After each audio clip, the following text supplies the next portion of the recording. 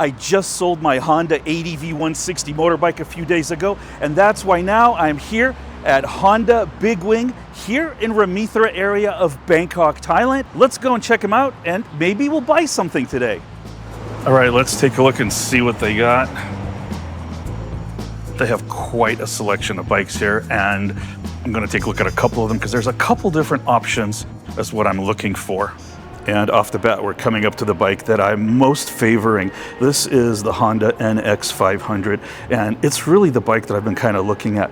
They come in white and black, and also a red version, and I believe there are some changes for 26, but I really think this is probably the best bike as far as what I'm looking for. They've got quite a few bikes here in stock. We've got a bunch of the CB500s here. There's a Hornet. There is obviously more of the sport bikes. And I've owned a bunch of these sport bikes, particularly the Honda CB600 styles in the US. But here in Thailand, this is the last kind of bike I would want because of the roads and just the general condition and the dangers of riding a motorbike here in Thailand in general. They don't have a giant selection. There's about 15 bikes up here, but I do believe they have more. I talked to a couple friends who are into motorcycles, and they said that this is one of the biggest dealerships here in the Bangkok area, so that's why I came here. These Honda Goldwings are just gigantic. To me, it almost feels like a motorhome motorcycle. At this point, I think you might as well just buy a car. They're big, they're heavy. They're great for touring. I just don't know how good they would be on Thailand's roads, and it's a big, heavy motorcycle. I found a salesman here, and there's three different versions. We've got the Honda HRC version, which has the HRC bags. It's got obviously the HRC grips, the HRC cage, got a headlight cover, and also the oil pan protection, which is important. This bike is 258,000 Thai baht. I'll put the price in dollars on the screen. This is the other version here, and this is the Dinoco version, which still has a guard. It has the grip covers and just the rear bag, and this bike is 246,000 Thai baht. And then the base version, which doesn't have any of those accessories, so you can add them yourself, and this one is 227,000 Thai baht. Now there is a new version coming out for 26 that's going to have an e-clutch. And what basically that's going to allow you to do is, like in traffic, you don't have to use the clutch. It's really cool because you can just shift without using the clutch at all. But I don't know if I'm going to wait for a 26 model because it sounds like they won't be getting them for a while. So here's the bottom line at this point. We're basically looking at about a 20,000 baht difference between the base model with no accessories and this one here, the Dinoco, which has the box on the back and the guards and everything else. And the salesman office telling me that this is actually a little bit better quality as far as the bars than the H2C version. I'm not really sure if I need the bars. I'm not going to be doing any off-road unless I have to. There's also a 15,000 baht discount on each of these, as well as 1 year of first-class insurance that is included, and also 1 year of roadside assistance, which will give you a 250-kilometer towing area in case anything happens anywhere in Thailand, which is definitely worth it. They do have test rides available. I have a Thai driver's license, so I can test ride one of these just in their parking lot, not on the street. And I really do like these bikes. I just need to see how they feel. And honestly, as useful as these bags are, I've had a couple of BMW R1200 GSs that had these bags, and I never used them. I think the top case is going to be more than enough for my needs because I typically fit everything I need in my backpack. So this will alleviate me having to wear one. So I think just the top case will be enough. So again, the question really is going to be is it make sense for me to buy this bike fully kitted out or just to buy the top case myself? I'll have to do a little bit of research on that. But now I think we're going to go out and test this thing out in their parking lot, take it for a spin. Time to test ride the bike. I'm pretty excited to check it out. They've even got a loaner helmet here, so that's perfect. Unfortunately, the only bike they have for a test ride is the one they took to Khon Kaen. So it has knobby tires. It'll definitely feel a little bit different than the regular tires that would come on this bike. All right, guys, so I'm going to try this bike out. It has knobby tires, but that's okay. I'll get a feel for it.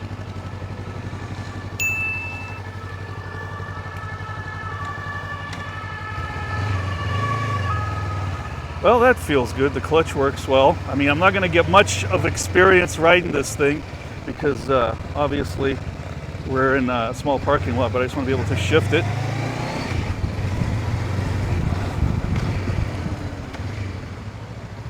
I like it. It feels good, accelerates nicely.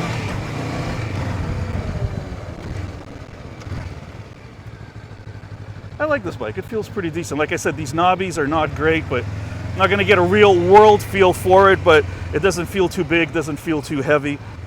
Feels good, I like it. All right, he's talked me into test riding a Transalp. I can't say no. I'll probably absolutely love it. Also has knobby tires, which is more typical for this kind of bike. These are really meant to be adventure bikes, on, off-road, etc. All right, guys, let's try out this Transalp. I've really, really loved the look of this thing, but it's a big bike. Whoa. Not loving the tires again, but it feels good. The clutch on this one's definitely got more kilometers on it. Gotta be a little more playful with the clutch. But yeah, this bike is actually pretty nimble for a large bike. It's good, but it's too big for what I want. I gotta say, I like the way the NX500 feels. I don't know, it's more nimble, it's more agile because it's obviously lighter. The Transalp is definitely meant for more literally transcontinental, Transalp, alpine type of journeys, where I do probably 5% off-road riding. I just need it once in a while. And since I've covered 14,000 kilometers on my ADV160 throughout Thailand, I kind of know some of the roads I've covered, and I was able to get through them on the ADV. So I think the NX500 will be more than capable. Now I just need to go and think about whether I want to buy a new one or a used one. Heavily leaning towards a new one, just because a second-hand one is about 180,000 baht, whereas a new one is going to be about 213 after the discount. And for the difference of 30,000, I would much rather buy a new bike, ride it, and then sell it 3-4 years down the road. Okay, he's going to show me their private stash of what they have. Oh, that's nice. They have an ADV750 in the red, white, and blue colors. Okay, now we're going to the secret area to see what other kind of bikes they have. Office has been really nice. Unfortunately, they're going to be closed December 24th through January 6th, and they're closed this Saturday and Sunday. So that only leaves me a couple days to decide whether or not I'm going to buy this bike before the end of the year. Okay. They have one white one left here. Okay, so that is it. Literally brand new, just came in December. Off just told me a completely simple solution to this. I give them a 1,000 baht deposit for the bike. They will hold it for 3 months. I have 3 months to decide whether I want to buy it or not. And if I change my mind, I get my 1,000 baht deposit back. So that's about $33. So yes, I'm going to leave them the 1,000 baht deposit and hold it. I've only got a couple days to pick it up because they're going to be closed during Christmas and New Year's, but this is an easy solution. A little miscommunication, the 1,000 baht deposit that I left will actually hold the price for me for 1 year because the price is going up about 6,000 baht, which is, it's only about $200, but still next year. And I have 1 year to decide whether or not I buy the bike at that price. Now I have to go home and think about it because this was kind of sudden, but I think I'll probably come back and pick up this white Honda NX500. I thought about it over the weekend. It is now Monday. It's a day after Hanukkah, so happy Hanukkah, everyone. It's a few days before Christmas, so happy early Christmas. So I'm right in between two of my favorite holidays, and I'm here to pick up my new bike. I decided to do it. Let's go and buy this thing. Time to go and do a quick inspection on the bike before we do all the paperwork. They were getting it ready for me over the weekend, so this is pretty cool. And here she comes, all ready for me to be picked up. Just got to check it over. I'm really happy with this color. I know some of you guys voted for a different color, but white is my choice. Everything looks okay in the bike. No damage, no scratches. It all looks okay. Literally just has 1 kilometer on it. Super excited to break this thing in. Everything checks out. They're going to make sure it's got enough air. It's got some gas in it. And now we got to go do the paperwork.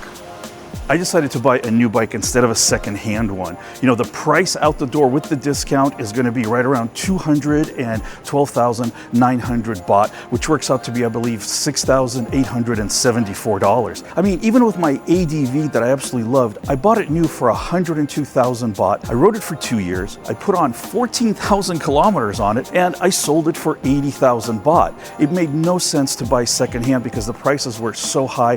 That is the main reason I'm buying this new. especially because I'll probably keep it for 2-3 years. I want to make sure that there was no issues with it, that I was the first owner, and this will be the first motorcycle that I've ever bought new. I've owned about 20 motorcycles, but I've never bought a new motorcycle. So the Honda ADV was the first scooter I bought new, and this is the first motorcycle that I've bought new. And I'm really excited to go and pick it up and ride it. And the reason I decided to pay cash for the bike is because financing it just does not make sense with the very high interest rates that are here in Thailand. Fortunately, they're letting me put the first 100,000 on my American Express Gold card, which will give me points, and the rest I'm just gonna pay by transfer, and then I'll pay off my American Express card at the end of the month. And I feel I got a pretty good deal on this motorcycle. The original price was 227,900 baht. There was a 15,000 baht discount. They're giving me the first year of first class insurance for free, 1 year of roadside assistance for free. I also negotiated the first 2 services included for free, so that's the first 2 oil changes. And I also negotiated the value of a helmet and a jacket here. I don't really need another helmet or jacket, so I'm gonna probably take some kind of other accessory. So I factored in a bunch of other things into this deal because I told them I would close it quickly before the end of the year. Well, I think we've run into a little bit of a snag here. It doesn't seem like they take American Express, which I'm kind of not surprised. There's not many places here that take American Express in Thailand. I really wanted to use it so I can get some points, but it looks like I'll probably just have to use transfer and just transfer him the whole 212,000 baht from my Thai bank account. Oh well. I almost forgot to mention, but to purchase a new motorbike in Thailand, you will need to bring your passport with a visa stamp in it, as well as proof of residency from immigration or possibly from your embassy. One of the other main reasons why I chose the NX500 is because just like my ADV160, it is made here in Thailand, which means that parts availability would be super simple and I can get it repaired almost anywhere. I didn't want a bike that would be really hard to fix here because I'm going to be traveling all over Thailand on this bike, so I wanted to make sure that parts availability and repairs were going to be super straightforward. Well, there she is, my brand new 2025 NX500.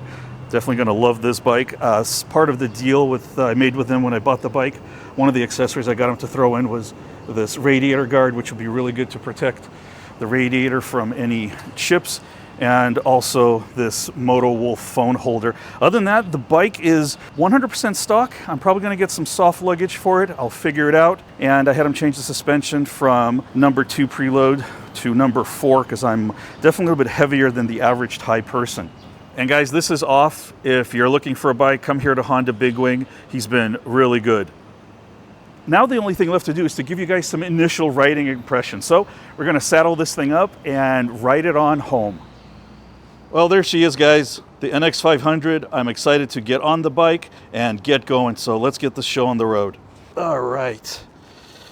Ooh, I am excited to try out my new bike. Turn it on. We're going to play with the display and everything later. Oh, that sounds nice. Got to break it in and be careful. We're definitely running low on fuel. And away we go.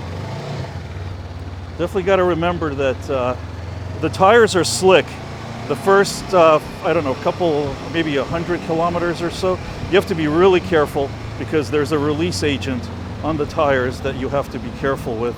And I have to remember that I'm no longer an automatic bike, so I have to use the clutch and just get used to the controls. Whoa! Haven't been on a real motorcycle in, over a year. As you can hear me slip the clutch. Okay, there we go. Second gear. Third gear. Haha, I love this feel of this thing though. It's got a nice wide cockpit. This screen is awesome. It's adjustable. I can change the layout of it. I can change the brightness. Lots of things I can change. And we've got 2 kilometers on this thing now. Woohoo! Man, I am loving this upright feel of this bike because it's definitely tall and it definitely has an adventure feel. I know I'm being way too chatty. It's because I'm just so excited for my new bike. And we're in 4th gear. Still remember how to do a little rev matching. A little rough, but we'll get used to it. Okay. Back into Bangkok traffic. Now, I think the bars on this bike are not much wider than the ADV, and that's one of the reasons I didn't want to get a bigger bike. I wanted something that I could squeeze through traffic when I needed to, so that's why I did not go for any big monsters. I'm gonna have to do a more thorough first ride on this thing eventually. It's pretty nimble, and so far not having any trouble squeezing through traffic. I'm gonna short shift it a little bit because I gotta break the engine in, so I'm not gonna be taking it past about 6,000 RPMs or about 80 kilometers an hour for a while. Well guys, what can I say? I'm absolutely loving this bike. I'm gonna go take it home, get some lunch. It's almost 2 p.m. I still haven't eaten. While I do that, guys, please make sure you check out some of these other videos. Please make sure you take care of yourselves, and I'll see you all very soon in another episode. Woo!